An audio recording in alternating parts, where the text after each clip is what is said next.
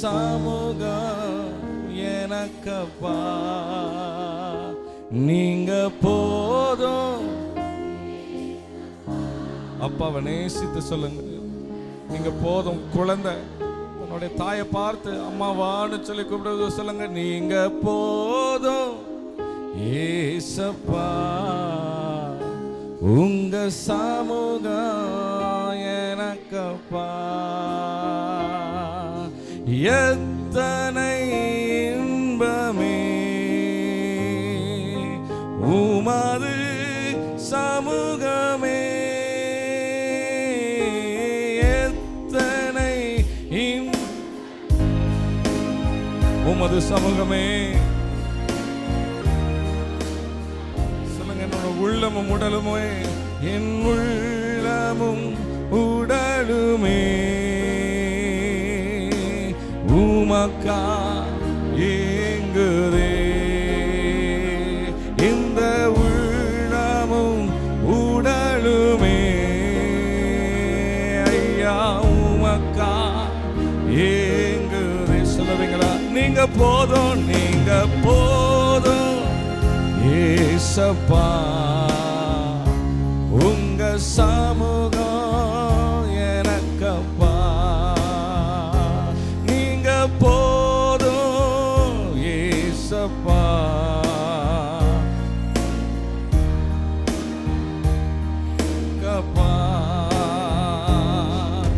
புது பலம் தருகிறீ, புது என்னை பொழிகிறீ, புது பலன் காலை வேளையில உங்களுடைய சனத்திற்கு தருவீராகப்பா. புது எண்ணெயை பொழிவீராக ஆண்டவரே. கனிதரும் மரங்களாய், கனிதரும் மரங்களாய் இந்த சபை இன்னும் அதிகமாய் கனி கொடுக்கணுமே. செழித்தோங்க செய்கிறேன். சொல்லுங்க, உமக்காக நான் கனி கொடுக்கணும். கனிதரும் மரங்களாய்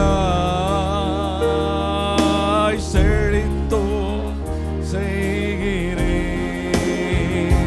நீங்க போதும் ஏசப்பா, உங்க சமூகம் எனக்கப்பா, நீங்க போதும் ஏசப்பா, உங்க சமூகம் எனக்கப்பா. மறுபடியும் சொல்லுவீங்க, நீங்க போதும் போதும் ஏசப்பா, உங்க சமூகம் எனக்கப்பா. தேனிலும் இனிமையே தேவிட்டாத அவரை ருசித்து சொல்லுவோமா? தேனிலும் தேவிட்டாத அமுதமே,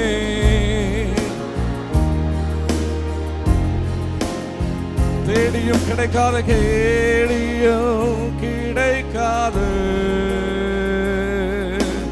ஒப்பற்ற செல்வமே, எங்கு தேடியும்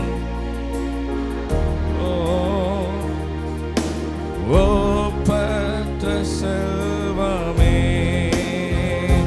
நீங்க போதும் ஏசப்பா, உங்க சமூகம் எனக்கப்பா.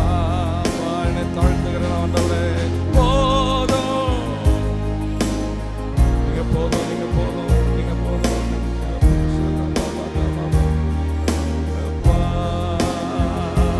நீங்க போதும் ஏசப்பா, உங்க சமூகம் எனக்கப்பா. நீங்க தான்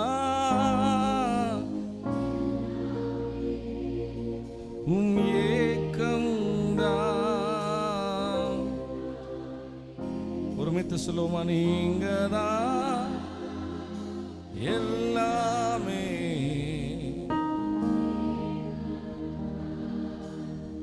ஒரு ஜெபமாக ஒன்றிணைந்து சொல்லுவோம். இயேசு கிறிஸ்துவ நாமத்தினாலே சித்தம் செய்யணுமே, செய்து முடிக்கணுமே, சித்தம் செய்யணுமே,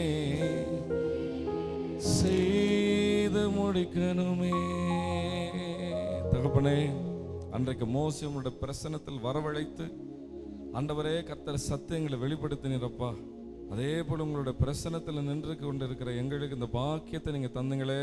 உங்களுடைய வார்த்தையின் மூலமாக, உங்களுடைய சத்தியத்தின் மூலமாக உங்களுடைய குரல் ஒன்றே துணிப்பதாக இயேசு கிறிஸ்துவின் நாமத்தில் அந்த சபைக்காக நான் நன்றி செலுத்துகிறேன். இந்த சபை விசுவாசிகளுக்காக நன்றி செலுத்துகிறேன். இந்த சபை ஊழியர்களுக்காக நன்றி செலுத்துகிறேன். கார்த்திக் அண்ணனுக்காக நன்றி செலுத்துகிறேன்.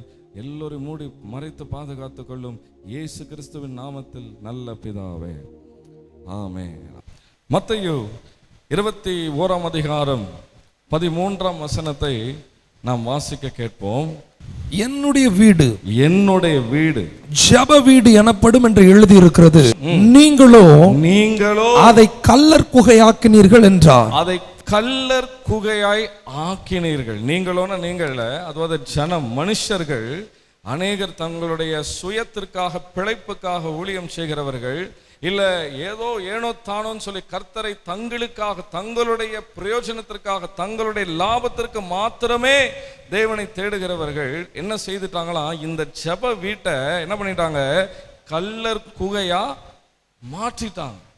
கல்லர் குகையா மாற்றிட்டாங்க. ஆண்டவர் அதை பார்த்து அவர் பயங்கரம், அவர் உருக்கமாகிறார், உருகுகிறார், அவர் மனஸ்தாபப்படுகிறார், அவர் வேதனைப்படுகிறார், அவர் பாரப்படுகிறார். ஐயோ, என் வீடு ஜெப வீடு என்று எண்ணப்பட வேண்டுமே, இவர்களோ இதை கல்லர் குகையாய் மாற்றி விட்டார்களே அப்படின்னு சொல்லி. அப்போ கர்த்தர் உண்டாக்கினது, what God instituted was the house of prayer.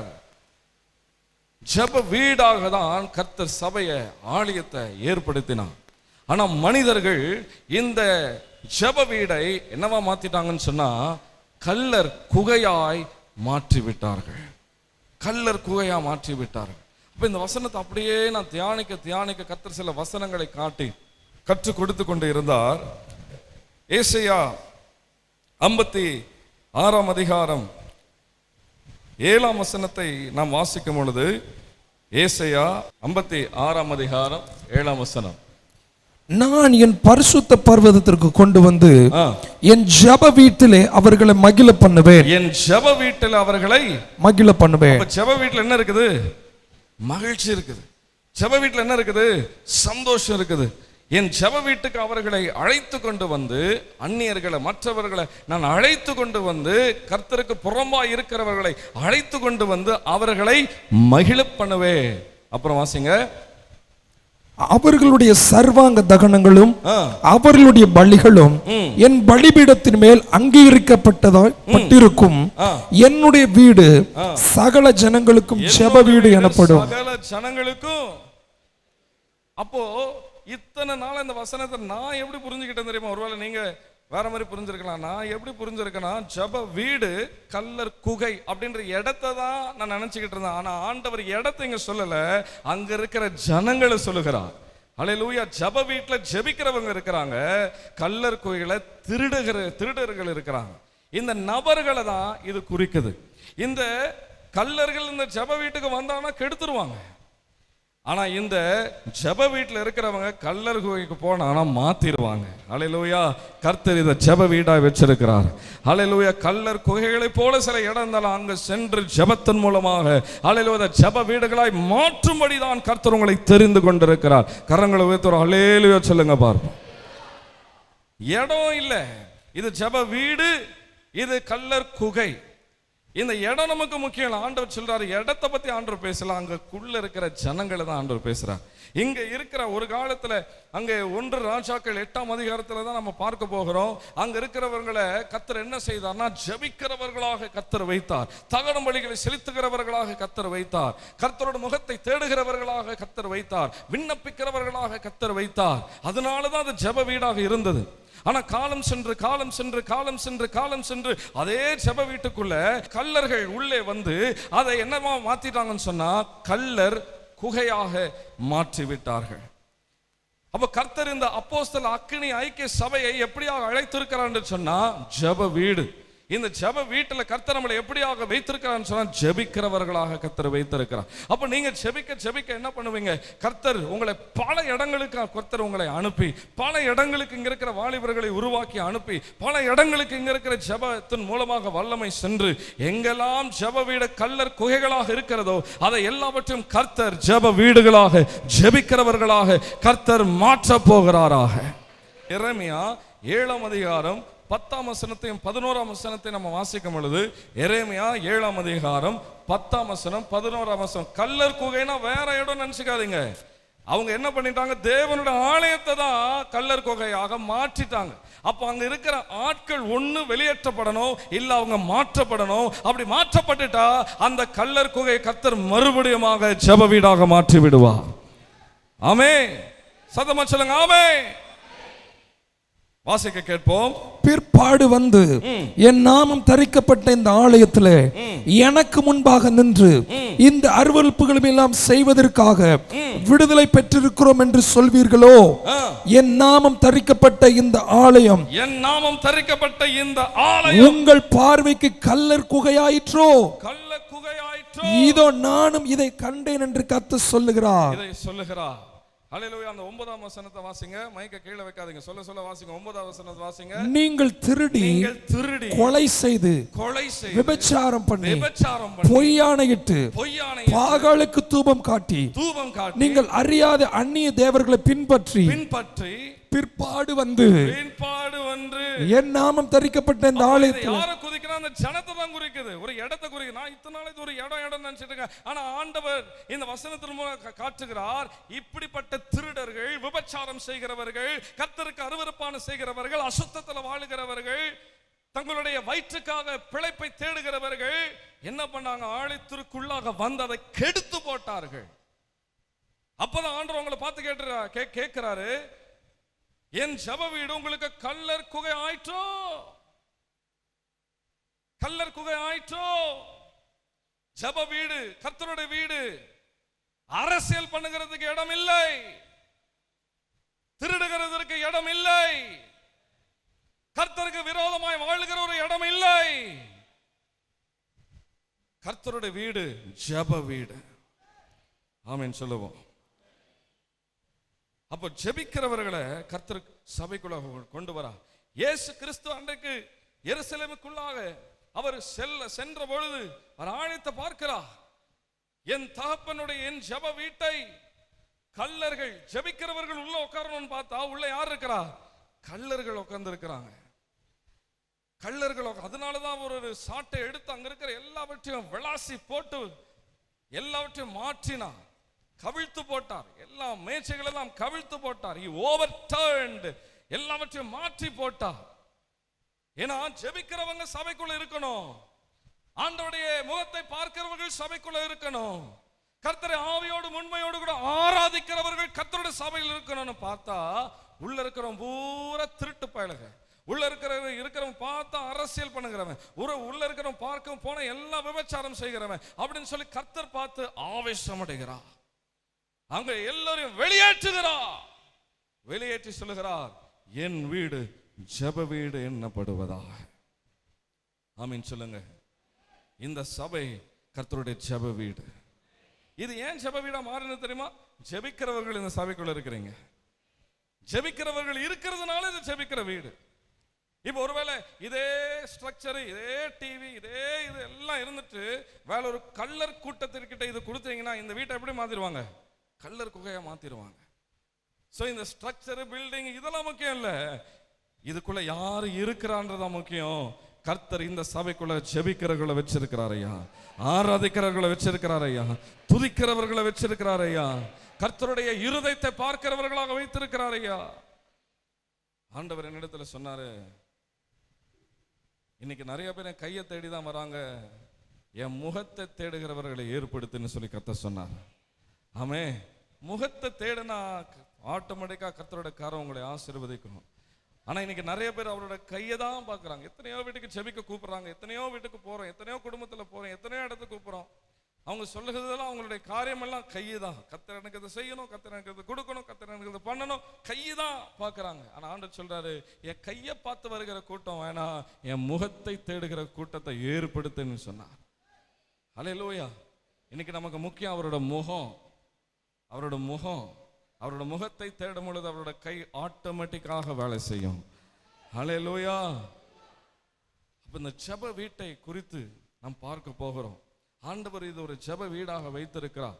இன்னும் இந்த கேட்கிற வசனங்கள் வார்த்தைகள் மூலமாக இன்னும் அதிகமாய் உங்களுக்குள்ளாக ஒரு ஜெப ஆவி மூட்டப்பட்டு இன்னும் அதிகமாய் ஜெபிக்க, தேவனுடைய வீட்டை எப்படி நம்ம காத்துக்கொள்ளணும் அப்படின்னு சொல்லி கர்த்தர் பரிசுத்த ஆவியானவர் உங்களோட கூட பேசி மாத்திரமல்ல, அநேக கள்ளர் குகைகளுக்குள்ளாக போய் கர்த்தரோட வார்த்தையின் மூலமாய் ஜெபத்தின் மூலமா சண்டை போட்டு இல்ல, ஜெபத்தின் மூலம் அன்பாய் அதை எல்லாவற்றையும் மாற்றத்தக்கதாக ஹல்லேலூயா கர்த்தர் நம்மளை ஏற்படுத்த போகிறார்.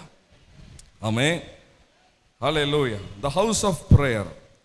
என் ஜெப வீடு அப்படின்னா என்ன அர்த்தம்? எதை குறித்து ஆண்டவர் சொல்லுகிறார்? என் ஜெப வீடு. என் ஜெப வீடு எத்தனையோ சபைகளை பார்க்கிறோம். House of prayer, Bethel, prayer house அப்படிலாம் பார்க்கிறோம். உள்ள ஒரு ஜெபமே இல்லையே. பெரிய போர்டு, நியான் போர்டு, எல்இடி போர்டெல்லாம் வச்சுட்டா பத்தாது. வெளியில சர்ச்சுக்கு வெளியில பார்த்துருக்கீங்களா? Bethel house of prayer, prayer garden. உள்ள போனா ஒருத்தர் கூட இருக்க மாட்டாங்க. ஆனா ஒரு சில இடத்துல இருக்குது, இல்லைன்னு சொல்ல வரல.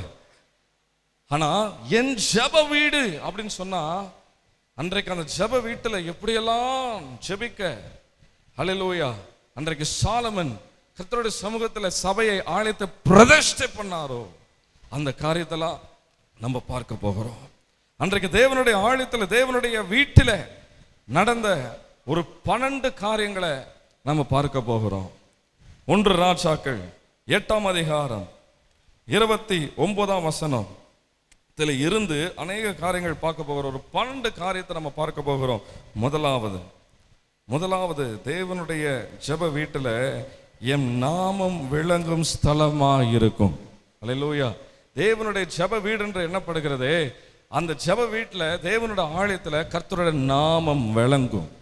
He will put his name. கர்த்தருடைய நாமம் தரிக்கப்பட்ட இடமாய், கர்த்தருடைய நாமம் தரிக்கப்பட்ட ஒரு ஸ்தலமாக கர்த்தர் வைப்பார். அந்த வசனத்தை வாசிங்க. 1 ராஜாக்கள் 8ஆம் அதிகாரம். உமது அடியேன் இவ்விடத்தில் செய்யும் விண்ணப்பத்தை கேட்கும்படி, செய்கிற விண்ணப்பங்களை கேட்கும்படி என்னுடைய நாமம் விளங்கும் என்று, என் நாமம் விளங்கும் என்று நீர் சொன்ன ஸ்தலமாகிய இந்த ஆலயத்தின் மேல், சொன்ன ஸ்தலமாகிய இந்த ஆலயத்தின் உம்முடைய கண்கள் இரவும் பகலும் திறந்திருப்பதாக. கண்கள், அப்ப அவருடைய நாமம் இருக்கிற இந்த ஸ்தலத்துல கர்த்தருடைய கண்கள் இரவும் பகலும் இந்த சபையின் மேல் இருக்கிறது. வாசிங்க. உமது அடியானும் இந்த ஸ்தலத்தில் விண்ணப்பம் செய்ய போகிற உமது ஜனமாகிய இஸ்ரவேலும், உம்முடைய அடியானும் இந்த ஜனங்களும் நாங்கள் இணைந்து வந்து நாங்கள் ஜெபிக்கும் போது ஜெபத்தை கேட்டருளும், பரலோகமாகிய உம்முடைய வாசஸ்தலத்தில் அதை நீர் கேட்பீராக, கேட்டு மன்னிப்பீராக. போதும். முதலாவது காரியம், கர்த்தருடைய நாமம், அவருடைய நாமம் விளங்குற ஸ்தலமாக கர்த்தர் அவருடைய ஆலயத்தை வைத்திருக்கிறார், அவருடைய ஜெப வீட்டை வைத்திருக்கிறார். அப்ப அந்த ஜெப வீட்டுக்கு நம்ம கூடி வருகிறோம். ஊழியர்களா, ஜெபிக்கிறவர்களா, விசுவாசிகளா நம்ம வந்து அவரை நோக்கி நம்ம ஜெபிக்கும் பொழுது அவருடைய கண்கள் இரவும் பகலும் அவருடைய ஜெப வீட்டின் மேல் இருக்கிறது. அதை கேட்டவர் மன்னிப்பார், ஜெபத்தை கேட்பார், ஆண்டவர் அதிசயங்களை செய்வார், அற்புதங்களை செய்வார், கர்த்தர் தேசத்தை ரட்சிப்பார், கர்த்தர் தேசத்தை ஆசீர்வதிப்பார். இதுதான் ஜெப வீடு. எனக்கு அன்பானவர்களே, சபை என்பது ஏதோ ஒரு வாரத்துக்கு 2.5 மணி நேரம் வந்துட்டு போகிறது இல்லை. இந்த சபை அப்படி இல்லவும் இல்லை. அங்கே ப்ரோக்ராம் பார்க்கும்போது டெய்லி ஜெபம், டெய்லி காரியங்கள்.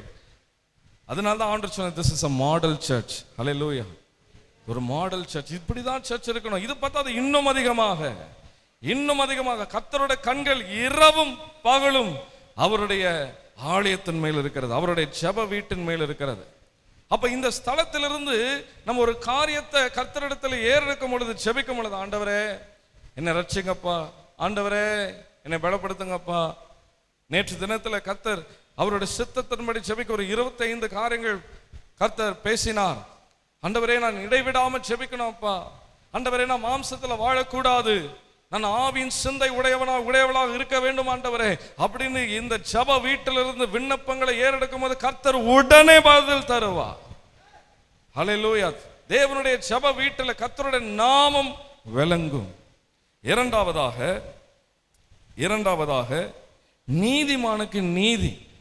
என் ஜெப வீடு அப்படின்னு ஆண்டவர் சொன்னார்ல, இது என் ஜெப வீடு. ஏன்னா சாலமன் அந்த தேவ ஆலயத்தை ஜெப வீட்டை பிரதிஷ்டை பண்ணும்போது இதெல்லாம் சொல்லிதான் பிரதிஷ்டை பண்ணாரு. அதுக்கப்புறம் ஆண்டவர் சொன்னா, நீ சொன்னதெல்லாம் நான் அப்படியே ஆக கடவன், அப்படியே உனக்காக செய்வேன். ஐ வில் ஹாலோ அப்படின்னு சொல்லி கர்த்தர் சொன்னார். ஐ வில் ஹாலோ அப்படின்னு சொன்னார். எதெல்லாம் சாலமன் சொல்லி அந்த சபையை பிரதிஷ்டை பண்ணார், எல்லாவற்றையும் கர்த்தர் நிறைவேற பண்ணார். ஹல்லேலூயா. இரண்டாவது சாலமன் சொல்லுகிறார், நீதிமானுக்கு நீதி உண்டாகும்படி ஹல்லேலூயா உம்முடைய ஜெப வீட்டில் அவர்கள் விண்ணப்பிக்கும் பொழுது நீ செய்யும் என்று சொல்லி ஆண்டவர் சொல்லுகிறார்.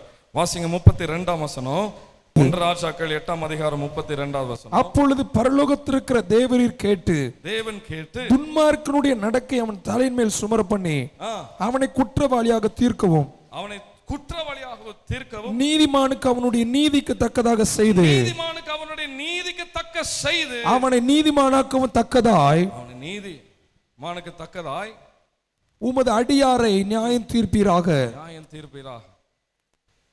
அன்பானவர்களே, இன்னைக்கு கிறிஸ்தவர்களுக்கு நீதி இருக்குதா? இல்ல. ஆண்டவரை தேடுகிற உங்களுக்கு நீதி இருக்குதா? இல்ல. கர்த்தருடைய சமூகத்தில் பரிசுத்தமா வாழ்வதற்கு ஒப்பு கொடுத்த உங்களுக்கு நீதி இருக்குதா? இல்ல. யோசிச்சு பாருங்க. உங்களுடைய குடும்பத்தில் செய்கிற காரியங்கள், உங்களுடைய சகோதரர்கள் செய்கிற துரோகங்கள், ஒரு சில குடும்பத்தில் நீங்க நன்மை தான் செஞ்சிருப்பீங்க, நீங்க நன்மை தான், நீதி தான் செஞ்சிருப்பீங்க, ஆனா உங்களுக்கு அநீதி வந்து சேரும். தேசத்துல எத்தனை அநீதி, உறவினரிடத்தில் எத்தனை அநீதி, வியாபாரத்தில் எத்தனை அநீதி, சத்துருக்கள் மூலமாக நமக்கு வந்து சேருகிற எத்தனை அநீதி, எல்லா இடத்துல அநீதி. என்னுடைய தனிப்பட்ட வாழ்க்கையில், எங்களுடைய குடும்ப ஊழிய வாழ்க்கையில பார்க்கும்போது எங்களுக்கு எவ்வளவோ பேர் அநீதி செய்றாங்க. இந்த மாத கர்த்தர்களுக்கு வாக்கு தத்தமே அதான் கொடுத்தார். மல்கியா 4:2 ஆண்டவர் சொன்னார், நீதியின் சூரியன் மேல உதிப்பார் என்று சொல்லப்படுகிறது. இந்த தேசத்தின் மேல நீதியின் சூரியன் உதிப்பா. கடந்த வாரம் மோகன் பேசின மெசேஜ் நிறைய பேர் கேட்டிருப்பீங்க. அவன் சொன்ன, அநீதி தேசத்தில் இருக்கிறது. ஒரு கோர்ட்ல போய் நீதி கேட்ட நீதி கிடைக்காது. எந்த ஒரு அரசாங்கத்துல போய் நீதி கேட்ட நீதி கிடைக்கல. எங்களுக்கு நீதி உள்ள ஒரு அரசாங்கம் வேண்டும் என்று சொல்லி ஜெபிக்க ஹல்லேலூயா கர்த்தர் பேசினார் ஊழியக்காரன் மூலமாக. ஆமென் சொல்லுங்க. அப்போ சாலமன் சொல்றார், அநீதியாய் கஷ்டப்பட்டு அந்த எதிரிகள் மூலமாக, சத்துருக்கள் மூலமாக கஷ்டப்படுகிறவர்கள் ஜெப வீட்டுக்கு வந்து, ஆண்டவரே எனக்கு நீதி செய்யும் என்று கேட்கும் போது கர்த்தர் நீதி செய்வார். ஹல்லேலூயா. உங்க இந்த சபைக்கு அநீதி நடக்குதா? இந்த சபையில வந்து கூடி நீங்க நீதிக்காக செபித்து பாருங்க, கர்த்தர் உங்களுக்கு நீதி செய்வார். ஹல்லேலூயா. கர்த்தர் உங்களுக்கு நீதி செய்வார். மூன்றாவதாக, ஜெப வீட்டுல என்ன நடந்தது, சாலமன் எப்படி இந்த ஜெப வீட்டை பிரதிஷ்டை பண்ணார்? 33ஆம் வசனம். உம்முடைய ஜனமாகிய இஸ்ரவேலர், உம்முடைய ஜனமாகிய இஸ்ரவேலர் உமக்கு விரோதமாக பாவம் செய்த நிமித்தம், உமக்கு விரோதமாய் பாவம் செய்த நிமித்தம், சத்துருக்கு முன்பாக முறிந்து போய், சத்துருக்கு முன்பாக முறிந்து போய், உம்மிடத்திற்கு திரும்பி, நம்ம முறிந்து போவதே இல்லை. இன்னைக்கு பாடுறது போல, நீர் என்னோடு இருப்பதினால், இருக்கும்போது என்னாலும் எனக்கு தோல்வி கிடையாது, எனக்கு வெற்றி வெற்றி தான். ஹல்லேலூயா. ஆனா சில நேரம் தோற்று போகிறோம். ஏன் தெரியுமா? நம்மளோட மீறுதல். ஏன் தெரியுமா? நம்மளோட பாவம். ஏன் தெரியுமா? நம்மளுடைய ஆண்டவருடைய சித்தத்தை அறிந்து புரிந்து செய்யாத நிமித்தம் நமக்கு சில வருகிற தோல்விகள். ஆனா அதையும் சொல்லுகிறார், நீ கர்த்தருடைய வீட்டுக்கு வந்து, ஆண்டவரே நான் பாவம் செஞ்சுட்டேன், இனி அந்த பாவத்தை நான் செய்ய மாட்டேன். பாவம் செஞ்சு மறுபடியும் மருந்து ஜெபிக்கிறது இல்லை, அதை வருந்தி, அதை மனம் திரும்பி, அதுக்காக மனஸ்தாபப்பட்டு, இன்னைக்கு காலையில் 51ஆம் சங்கீதத்தை வாசிச்சிங்களே, அந்த மாதிரி தாவீது மனம் திரும்பி மனஸ்தாபப்பட்டு தேவனிடத்தில் ஜெபித்தது போல, ஆண்டவரே நான் மீறிட்ட, ஆண்டவரே நான் மனம் கசந்து, நான் மனம் திரும்பி உம்மிடத்தில் ஜெபிக்கிற, ஆண்டவரே என் தோல்வியை மாற்றி போடும், எதிரி என் கை ஒரு நாளும் ஓங்க விடாதையும் என்று சொல்லி ஜெப வீட்டில் வந்து ஜெபிக்கும் பொழுது கர்த்தர் தேவ ஜனங்களுடைய கரங்களை பலப்படுத்துகிறார். ஹல்லேலூயா. தோல்விக்கு நேராக போய்கொண்டிருக்கிற உங்களை கர்த்தர் ஜெயத்துக்கு நேராக, வெற்றிக்கு நேராக கர்த்தர் உங்களை நடத்த அவர் வல்லவராக இருக்கிறார். ஹல்லேலூயா.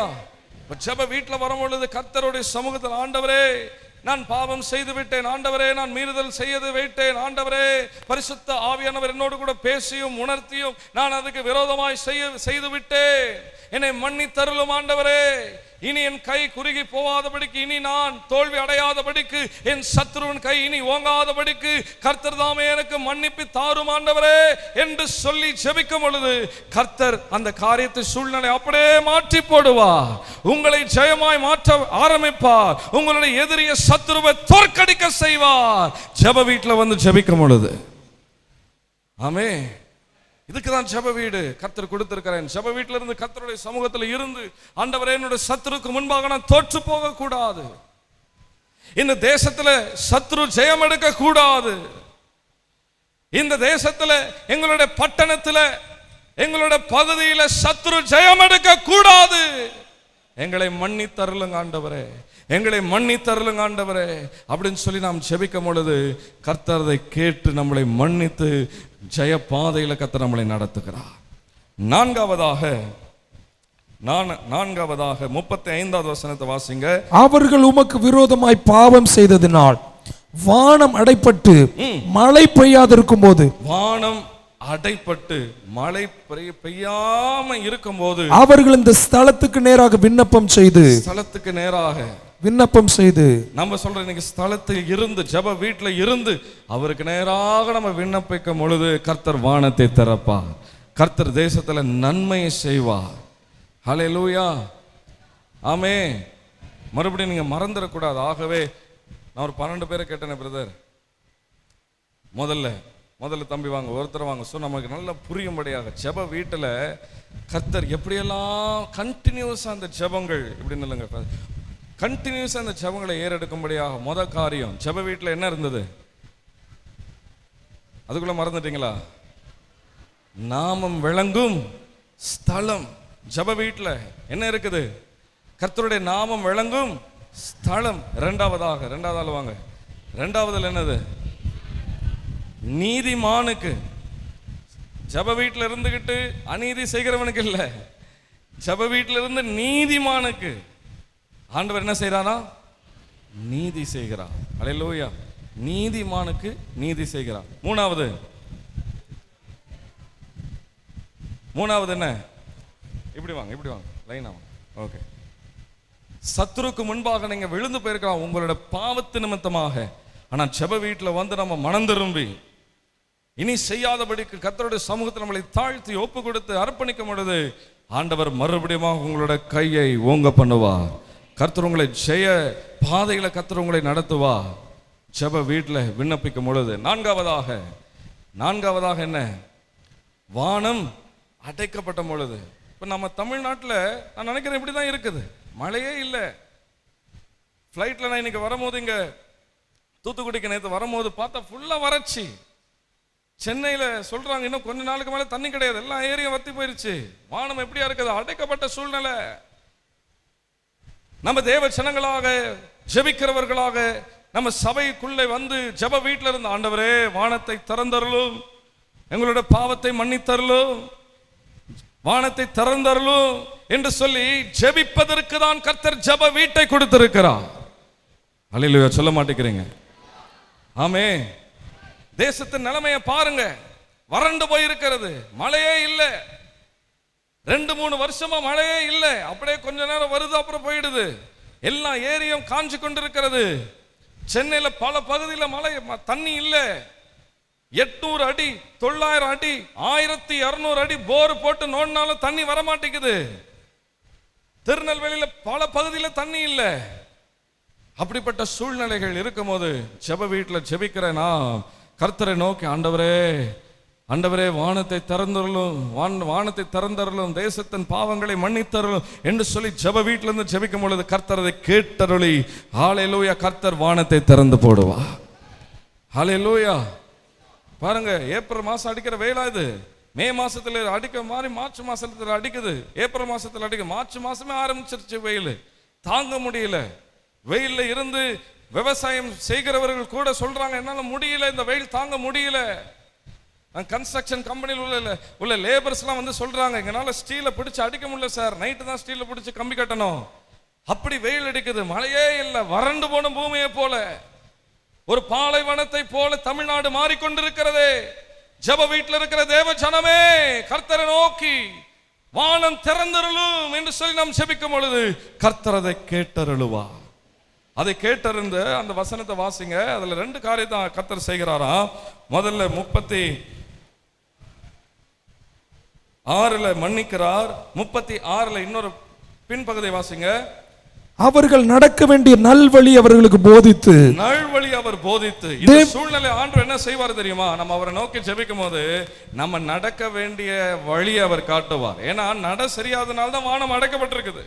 அப்ப ஆண்டவர் என்ன செய்வார்னு சொன்னா, ஆண்டவர் நடக்க வேண்டிய காரியத்தை அவர் போதித்து, தேவரீர் உமது ஜனத்திற்கு சுதந்திரமாக கொடுத்த உமது தேசத்தில் மழை பெய்ய கட்டளையிடுவீராக, மழை பெய்ய கட்டளையிடுவீராக. ஹல்லேலூயா. நல்லது செய்ய சொல்லி கொடுப்பார், 2வதாக மழையை கட்டளையிடுவார். ஆமென். நல்லது செய்ய, அப்படி இல்லையா தமிழ்ல? அது இங்கிலீஷ்ல இன்னும் தெளிவா இருக்குது. Teach them to do good, teach them the good way. நல்ல பாதையை, நல்ல வழியை அவர் காட்டி அவர் மழையை பொழிந்தருளுவார். மழையை கொடுக்கும்படி வானத்தை திறந்து கொடுப்பார் என்று சொல்லப்படுகிறது. ஹல்லேலூயா. ஐந்தாவதாக அந்நிய ஜாதியார் உம்மிடத்தில் வருவார்கள். 41 வசனத்தை வாசிங்க. உம்முடைய ஜனமாகிய இஸ்ரவேல் ஜாதி அல்லாத அந்நிய ஜாதியார் உமது மகத்துவமான நாமத்தையும் உமது பலத்த கரத்தையும் உமது ஓங்கிய புயத்தையும் கேள்விப்படுவார்களே. ஜெப வீட்டில இருந்து ஜெபிக்க கர்த்தருடைய மகிமையின் பிரசன்னம் ஜெப வீட்டை நிரப்பும் பொழுது, சபைகளை நிரப்பும் பொழுது, கிறிஸ்துவ குடும்பங்களை நிரப்பும் பொழுது என்ன நடக்கும்னு சொன்னா, கிறிஸ்துவர்கள் மூலமாய், நம்ம மூலமாய், திருச்சபை மூலமாய் தேசத்துல பெரிய காரியங்களை ஜனங்கள் கேள்விப்படுவார்கள். யார் கேள்விப்படுமா? அந்நியர்கள் கேள்விப்படுவார்கள். யார் கேள்விப்படுவாங்க தெரியுமா? புறஜாதிகள் கேள்விப்படுவார்கள். ஐயோ, இந்த இடத்துல பயங்கரமா நடக்குது, ஐயோ இந்த அப்போஸ்தலர் அக்கினி திருச்சபையில என்னமோ நடக்குது அப்படின்னு சொல்லி கேள்விப்பட்டு உம்மிடத்தில் வருவார்கள். இந்த இடத்துல அதிசயம், அற்புதம் எல்லாம் நடக்கும் போது கர்த்தரை அறியாத ஜனங்கள் அதை கேள்விப்பட்டு உம்மிடத்தில் வருவார்கள், கர்த்தரிடத்தில் வருவார்கள். கைகளை ஊத்து ஆமென் சொல்லுங்க. ஹல்லேலூயா. கர்த்தரிடத்தில் வருவார்கள். ஆனா இன்னைக்கு சபையில் இருக்கிற, இந்த சபையை சொல்ல, நிறைய சபையில் இருக்கிற காரியங்களை கேள்விப்பட்டு புறஜாதிகள் அவங்க என்ன பண்றாங்க? அவமானமா பேசுறாங்க, அவங்க கேவலமா பேசுறாங்க, நிந்திக்கிற வார்த்தைகளை பேசுறாங்க. ஒரு சிலர் கூட கிறிஸ்துவ விட்டு தூரமா கூட போறாங்க. ஆனா கர்த்தர் இந்த எழுப்புதல் நாட்களில் அதை எல்லாவற்றையும் தேவன் மாற்றி போடுவாராக. ஜெப வீட்டில் நடக்கிற காரியங்கள் எல்லாம் கர்த்தர் அந்நிய ஜனங்களுக்கு வெளிப்படுத்தி காட்டி அவரிடத்தில் வர கர்த்தர் உதவி செய்வார். ஹல்லேலூயா சொல்லுவோமா? ஆமென். அவர்களை கொண்டு வருகிறது மாத்திரமல்ல, இந்த 43ஆம் வசனத்தை, 42ஆம் வசனத்தை அப்படி கொத்த அந்நிய கேள்விப்படுவார்கள். 42ல வந்து அப்படி கொத்த அந்நிய ஜாதியானோம் உமது நாமத்து நிமித்தம் தூர தேசத்திலிருந்து வந்து இந்த ஆலயத்துக்கு நேராக விண்ணப்பம் பண்ணினால் உமது வாசஸ்தலமாகிய பரலோகத்திற்கு தேவரீர் அதை கேட்டு பூமியின் ஜனங்கள் எல்லாரும் உம்முடைய ஜனமாகிய இஸ்ரவேலை போல உமக்கு பயப்படும்படிக்கு நான் கட்டின இந்த ஆலயத்துக்கு உம்முடைய நாமம் தரிக்கப்பட்டது என்று அறியும்படிக்கு உம்முடைய நாமத்தை அறியத்தக்கதாக அந்த அந்நிய ஜாதியான் உம்மை நோக்கி வேண்டிக் கொள்வதின் படியெல்லாம் தேவரீர் செய்வீராக. ஹல்லேலூயா. சத்தமா சொல்லுங்க. ஹல்லேலூயா. அந்த அந்நிய ஜாதிகள் கேள்விப்படுவார்கள், இயேசுவை அறியாதவர்கள் கேள்விப்படுவார்கள். கேள்விப்பட்டு வந்து அவர்களும் விண்ணப்பிப்பார்கள், ஜெபிப்பார்கள். கர்த்தர் அதை கேட்டருளுவாராக. அதை கேட்டு ஹல்லேலூயா, தேசத்தின் மேல கர்த்தருடைய பயம் வரும். ஹல்லேலூயா. கர்த்தர் அதை வெளிப்படுத்துவார். கர்த்தருடைய பெரிய நாமத்தை எல்லோரும் பார்ப்பார்கள். அந்த அதிசயமான நாமத்தை எல்லோரும் பார்ப்பார்கள். தேவனுடைய நாமம் மகிமைப்படும். அந்த அஞ்சாவது ஆள் வாங்க. ஹல்லேலூயா. 5வது என்னது சொல்லுங்க பாப்போம். ஜெப வீட்டில் என்ன நடக்குது? தேசத்துல 6வது காரியம் 37ஆம் வசனம். தேசத்துல பஞ்சம் உண்டாகிற போதும், தேசத்துல பஞ்சம் உண்டாகும் போது, கொள்ளை நோய் உண்டாகிற போதும், கொள்ளை நோய் உண்டாக போதும், வறட்சி, சாவி, வெட்டுக்கிளி, பச்சைக்கிளி உண்டாகிற போதும், அவர்கள் சத்துருக்கள் தேசத்தில் பட்டணங்களை முற்றுகை போடுகிற போதும், யாதொரு வாதையாகிலும் யாதொரு வியாதியாகிலும் வருகிற போதும், உம்முடைய ஜனமாகிய இஸ்ரவேல் அனைவரிலும் எந்த மனுஷன் ஆனாலும் தன் இருதயத்தின் வாதை உணர்ந்து இந்த ஆலயத்துக்கு நேராக தன் கைகளை விரித்து செய்யும் சகல விண்ணப்பத்தையும் சகல வேண்டுதலையும் உம்முடைய வாசஸ்தலமாகிய பரலோகத்தில் இருக்க தேவரை கேட்டு மன்னித்து அல்லேலூயா. தேசத்துல பஞ்சம் வரும்போது, கொள்ளை நோய் வரும்போது, வெட்டுக்கிளி வரும்போது, முற்றுகிளி போடும்பொழுது, தடைகளை போடும் பொழுது, ஜெப வீட்டுல வந்து கர்த்தரை நோக்கி நம்ம ஜெபிக்கும் பொழுது, நம்மளுடைய தப்பிதங்களை உணர்ந்து கர்த்தரிடத்துல சொல்லும் பொழுது, ஆண்டவர் மன்னித்து தேசத்தின் பஞ்சத்தை எடுத்து போடுவார். இன்னைக்கு நம்முடைய தேசத்துல என்ன பஞ்சம் இருக்குது, சுத்தி பாருங்க, நியூஸை வாசித்து பாருங்க, என்னென்ன காரியங்கள்லாம் பஞ்சப்பட்டு இருக்கிறது. அல்லேலூயா. எந்தெந்த காரியத்துல பஞ்சமா இருக்குது. அல்லேலூயா. வேலையில பஞ்சம் இருக்குதா, பரிசுத்தத்துல பஞ்சம் இருக்குதா, நீதி செய்கிறதுல பஞ்சம் இருக்குதா, சபைகளில் கர்த்தரோட வார்த்தை பஞ்சமா இருக்குதா, எந்தெந்த காரியங்கள்லாம் பஞ்சமா இருக்கு, எப்படிப்பட்ட நோய்கள், எப்படிப்பட்ட வெட்டுக்கிளிகள் எல்லாம் உள்ள வந்து கெடுத்து கொண்டிருக்கிறதுக்கு தேவனுடைய தோட்டத்தை என்று பார்த்து கர்த்தருடைய சமூகத்துல ஜெப வீட்டில இருந்து நம்ம ஜெபிக்க ஜெபிக்க ஜெபிக்க கர்த்தர் தேசத்தில் இருக்கிற பஞ்சத்தையும் கொள்ளை நோயும் முற்றுகைகளையும் கர்த்தர் வெளியேற்றுகிறார். 44வது வசனம், 44வது வசனம். நீர் உம்முடைய ஜனங்களை அனுப்பும் வழியிலே அவர்கள் தங்கள் சத்துருக்களோட யுத்தம் பண்ண புறப்படும் போது நீர் தெரிந்து முன்னாடி வருவாங்க. தேவ ஜனங்களுக்கு விரோதமா சத்துருக்கள் வருவாங்க, சபைக்கு விரோதமா சத்துருக்கள் வருவாங்க, ஜெபிக்கிறவர்களுக்கு விரோதமா சத்துரு வருவாங்க. அப்போஸ்தல அக்கினி சபைக்கு விரோதமா சத்துரு வருவாங்க. சத்துரு வரமாட்டாங்கன்னு சொல்ல மாட்டேன், சத்துரு வருவாங்க. ஆனா நீங்க அதுக்காக யுத்தம் பண்ண புறப்படும் பொழுது கர்த்தரே உங்களுக்கு யுத்தம் செய்வார். கர்த்தரே உங்களுக்கு முன்பாக சென்று அவர் யுத்தத்தில் ஜெயத்தை கொடுப்பார். அல்லேலூயா சொல்லுங்க. இங்க சாலமோன் இப்படிதான் ஜெபிக்கிறார். சத்துருக்கு விரோதமாய் நம்முடைய ஜனங்கள் யுத்தத்திற்கு புறப்பட்டு போகும் பொழுது யோசபாத் ராஜா இந்த வார்த்தையின்படி தான் செய்கிறார். இந்த பைபிளை படிச்சுட்டு, அன்றைக்கு எழுதப்பட்ட இந்த வார்த்தைகளை படிச்சுட்டு, யோசபாத் ராஜா இருந்த நாட்களிலே அவருக்கு முன்பாக பல ராஜாக்கள் வந்து முற்றுகை போடும் பொழுது நேரா தேவனுடைய ஆலயத்திற்கு போய் கர்த்தரை நோக்கி அவர் விண்ணப்பம் பண்ணுகிறார். ரெட்டுடுத்தி அவர் உபவாசம் பண்ணி அவர் ஜெபம் பண்ணுகிறார், விண்ணப்பத்தை ஏறெடுக்கிறார். ஆண்டவரே பட்டயம் வரும் பொழுது, ஆண்டவரே நோய்கள் வரும் பொழுது, பஞ்சம் வரும் பொழுது இந்த பரிசுத்த ஸ்தலத்துக்கு நேராக விண்ணப்பம் பண்ண சொன்னீரே, நாங்கள் அப்படியாக வந்து விண்ணப்பம் பண்ணுகிறோம். இந்த யுத்தத்தில் கர்த்தர் ஆண்டவரே, அப்ப இந்த திரளான இருக்கிற இந்த ஜனங்களுக்கு முன்பாக நாங்கள் கொஞ்சம் ஜனமாய் இருக்கிறோம், என் தேவன் தாம் எங்களுக்காக யுத்தத்தில் ஜெயத்தை தாரும் என்று சொல்லி அன்றைக்கு ராஜா ஜெபித்த உடனே தீர்க்கதரிசி மூலமாக கர்த்தர் வெளிப்பட்டு, கர்த்தரோட வார்த்தை வெளிப்பட்டு, நீங்கள் புறப்பட்டு போங்கள், நான் உங்களுக்கு ஜெயத்தை கொடுப்பேன் என்று சொல்லி கர்த்தர் வாக்கு கொடுத்தாரே. ஹல்லேலூயா. அதே போல இன்றைக்கு சபைக்கு விரோதமா, ஊழியர்களுக்கு விரோதமா, ஜெபிக்கிறவர்களுக்கு விரோதமா சத்துருவின் கூட்டம் எழும்பும் பொழுது அவர்களிடத்தில் நம்ம பட்டயத்தை வைத்து நம்ம யுத்தம் பண்ண போகிறது இல்லை, நம்மளோட முழங்கால் மூலமாக யுத்தம் பண்ண போகிறோம். ஹல்லேலூயா. நம்ம யுத்தம் பண்ணும் பொழுது கர்த்தர் இதை கேட்டு நமக்கு நியாயம் விசாரிப்பார். ஆண்டவர் என்ன செய்வாரா? நியாயம் விசாரிப்பார். ஹல்லேலூயா. 7வது ஆள் வாங்க. நான் சொல்ல சொல்ல வந்துருங்க, அப்படியே நான் சொல்ல சொல்ல கூப்பிடணும்னு அவசியம் இல்லை, நீங்க சொல்ல சொல்ல அடுத்த வந்துகிட்டே இருங்க. அப்ப 7 காரியங்கள் பார்த்துட்டோம். இன்னொரு ஹல்லேலூயா 5 காரியம் இருக்குது. எட்டாவதாக 46ஆம் வசனம். பாவம் செய்யாத மனுஷன் இல்லையே, ஆகையால் அவர்கள் உமக்கு விரோதமாய் பாவம் செய்ய மனுஷன் இல்லையேன்னு பைபிளே சொல்லிடுச்சு. அதனால பாவம் செய்தாலும் போயிடாதீங்க. இன்னைக்கு ஒரு குரூப் அப்படிதான் சுத்திக்கிட்டு இருக்குது. அப்படி செய்யாம பாவத்தை விட்டு வெறுத்து ஹல்லேலூயா பாவத்தின் நிமித்தமாய் ஹல்லேலூயா பாதிக்கப்படக்கூடாது என்று சொல்லி பாவம் ஹல்லேலூயா பாவத்தை செய்யும் பொழுது வாசிங்க, விரோதமாய் பாவம் செய்து தேவரீர் அவர் மேல் கோபம் கொண்டு அவர்கள் சத்துரு கையில் ஒப்பு கொடுத்து அந்த சத்துருக்கள் அவர்களை கர்த்தருக்கு விரோதமாய் பாவம் செய்து தண்டிக்கப்படும் போது கர்த்தருக்கு விரோதமாய் பாவம் செய்து தண்டிக்கப்படும் போது ஜெப வீட்டில் வந்து நம்ம ஜெபிக்கும் பொழுது, அப்படின்னா இங்க இருக்கிறவங்களாம் பாவம் செஞ்சுட்டீங்கன்னு வந்து இங்க ஜெபிக்கிறது மாத்திரம் இல்லை, இந்த தேசம், இந்த பட்டணம், தமிழ்நாடு, இந்தியா கர்த்தருக்கு விரோதமாய் பாவம் செய்து கொண்டிருக்கிறது. எத்தனையோ கர்த்தருக்கு விரோதமான காரியங்களை செய்து பாவம் செய்து கொண்டிருக்கிறது. அப்ப ஜெபிக்கிறனா கர்த்தரோட வீட்டிலிருந்து அவர்களுக்காக நம்ம திறப்பில் நின்று ஆண்டவரே, பாவம் செய்கிறவர்களுக்காக நாங்கள் மன்னிப்பு கேட்கிறோம் ஆண்டவரே. அவங்களோட மனசாட்சி, அவங்களுடைய மனக்கண்கள் குருடாய் இருக்கிறதே, அவங்களோட கண்கள் திறந்து அருளுவீராக, கண்கள் திறந்து அருள்வீராக அப்படின்னு சொல்லி சபைகளுக்காக, ஊழியக்காரர்களுக்காக, தேசத்துக்காக, பாவம் செய்கிற மனிதர்களுக்காக அதனால தண்டிக்கப்படுகிறார்களே.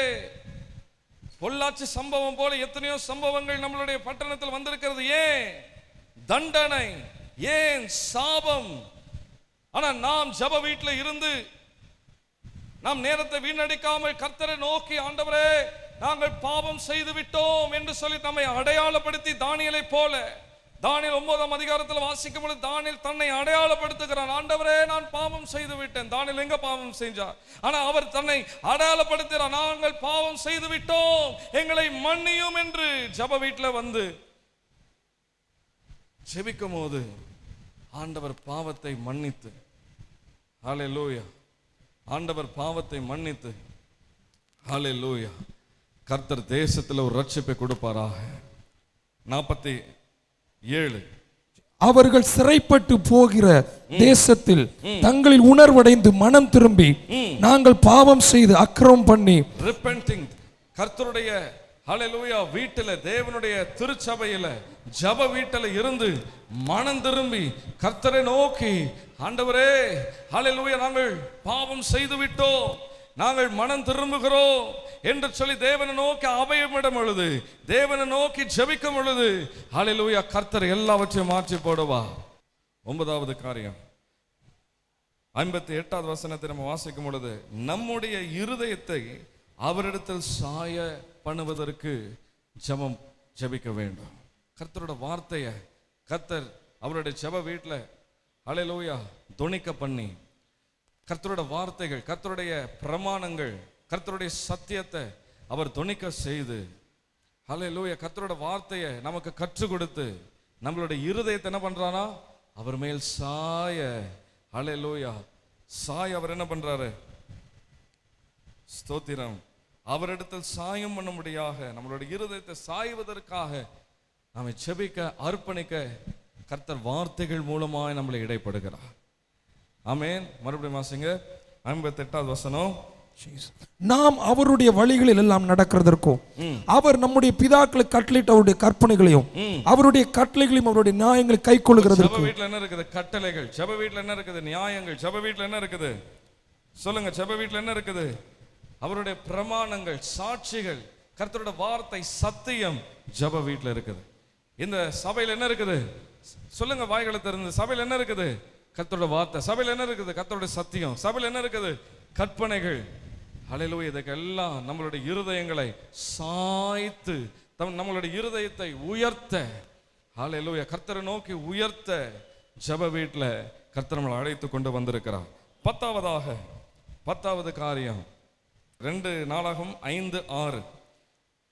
ராஜாவாகிய சாலமோனும் அவனோட கூடின எல்லா இஸ்ரவேல் சபையார் அனைவரும் பெட்டிக்கு முன்பாக எண்ணிக்கைக்கும் தொகைக்கும் அடங்காத பலியிட்டார்கள். 10வது காரியம் என்ன தெரியுமா? ஜெப வீட்டில் என்னங்க இருக்குது? பெட்டிக்கு முன்பாக, கர்த்தருடைய பிரசன்னத்திற்கு முன்பாக பலியிடுதல். ஹல்லேலூயா. நம்முடைய காணிக்கை, தசம பாகம், நம்முடைய சரீரம் ஜீவத்தார பலியாக நம்மை படைத்து ஜெப வீட்டில் என்ன இருக்குதுங்க? பலியிடுதல். ஹல்லேலூயா. பலியிடுதல் தேவனுடைய ஜெப வீட்டில். 11வது காரியம் 2 நாளாகமம் 5ஆம் அதிகாரம் 13ஆம் வசனம். 2 நாளாகமம். அவர்கள் ஒருமிக்க பூரிகைகளை ஊதி ஏக சத்தமாய் என்ன பண்ணாங்களா? ஊதி. வாசிங்க. ஊதி ஏக சத்தமாய் கர்த்தரை துதித்து ஸ்தோத்திரித்து பாடினார்கள். தேவனுடைய வீட்டில் என்ன இருக்குங்க? எக்கால சத்தம் இருக்குது. தேவனுடைய ஜெப வீட்டில் என்ன இருக்குங்க? துதியின் சத்தம் இருக்குது. தேவனுடைய வீட்டில் என்னங்க இருக்குது? ஸ்தோத்திர சத்தம் இருக்குது. தேவனுடைய வீட்டில் என்னங்க இருக்குது? ஆராதனை இருக்குது. தேவனுடைய வீட்டில் என்னங்க இருக்குது? கர்த்தரை மகிமைப்படுத்துகிற சத்தம் இருக்கிறது. ஆமென் சொல்லுவோமா? 2 நாளாகமம் 7:1-2 வாசிக்கிறோம். கர்த்தரின் மகிமை கர்த்தரின் ஆலயத்தை நிரப்பிற்று. ஜெப வீட்டை ஆண்டவர் என்ன பண்றாருன்னு சொன்னா, ஹல்லேலூயா அவருடைய மகிமையினால நிரப்புகிறார். அவருடைய மகிமையினால நிரப்புகிறார். 7:1 வாசிங்க. சாலமோன் ஜெபம் பண்ணி முடிக்கிற போது அக்கினி வானத்திலிருந்து இறங்கி சர்வாங்க தகன பலியும் மற்ற பலிகளையும் பட்சித்து கர்த்தருடைய மகிமையும் ஆலயத்தை நிரப்பிற்று. இரண்டாவது வசனம், கர்த்தருடைய மகிமை கர்த்தருடைய ஆலயத்தை நிரப்பினதினால் ஆசாரிகள் கர்த்தருடைய ஆலயத்துக்குள் பிரவேசிக்க கூடாது இருந்தது. பிரவேசிக்கவே முடியல. கர்த்தருடைய ஜெப வீட்டில் என்ன இருந்ததுங்க? தேவ மகிமை இருந்தது. ஹல்லேலூயா. கர்த்தருடைய பிரசன்னம் இருந்தது. கர்த்தருடைய மகிமை ஆலயத்தை நிரப்பிற்று. ஹல்லேலூயா. கர்த்தருடைய மகிமை ஆலயத்தை நிரப்பிற்று. ஜெப வீடை நிரப்பிற்று. 12வது ஆள் வரலையா? 12வது ஆளா வாங்க. அப்போ ஜெப வீட்டில் 12 காரியம் பார்க்கிறோம். முதல்ல இருந்து சொல்லுங்க பாப்போம். இது நல்லா உங்களுடைய இருதயத்தில் பதிக்கும்படி தான் மறுபடியும் சொல்றேன். முதல் காரியம் என்னங்க? இங்க பாருங்க, ஜெப வீடு. ரெண்டாவது, நீதிமானுக்கு நீதி. மூணாவது,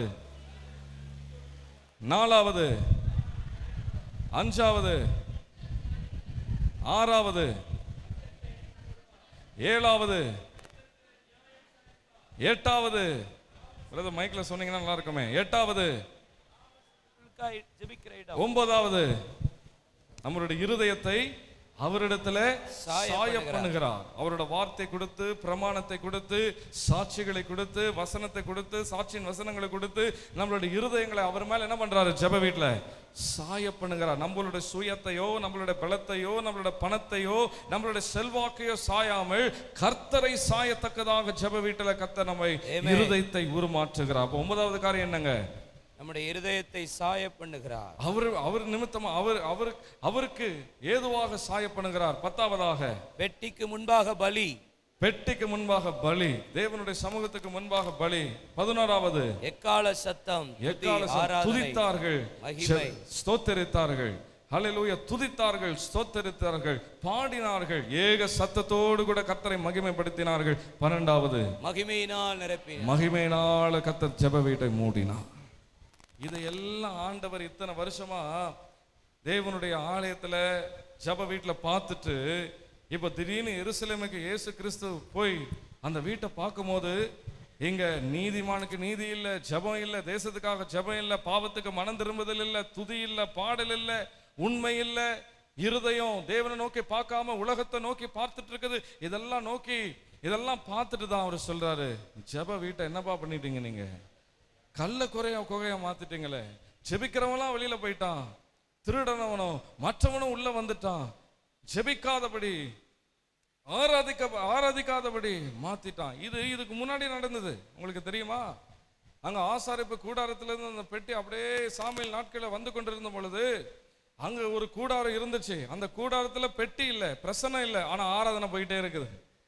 பிரசனம் இல்லைன்னா பெட்டில ஆராதனை போயிட்டே இருக்குது. ஏன்னா பெட்டி எங்க வந்துருச்சு? தாவீது ஏற்படுத்தின கூடாரத்துக்கு வந்துருச்சு. இங்கதான் பெட்டி, இங்கதான் பிரசனம், இங்கதான் பலி, இங்கதான் தேவ பிரசனம், இங்கதான் ஆராதனை இருக்கணும். ஆனா இன்னொரு இடத்துல கூடாரம் மட்டும்தான் இருக்குது. அங்க பெட்டியும் இல்ல, பிரசனமும் இல்ல, ஒண்ணுமே இல்லை, ஆனா ஆராதனை போயிட்டே இருக்குது. ஹல்லேலூயா.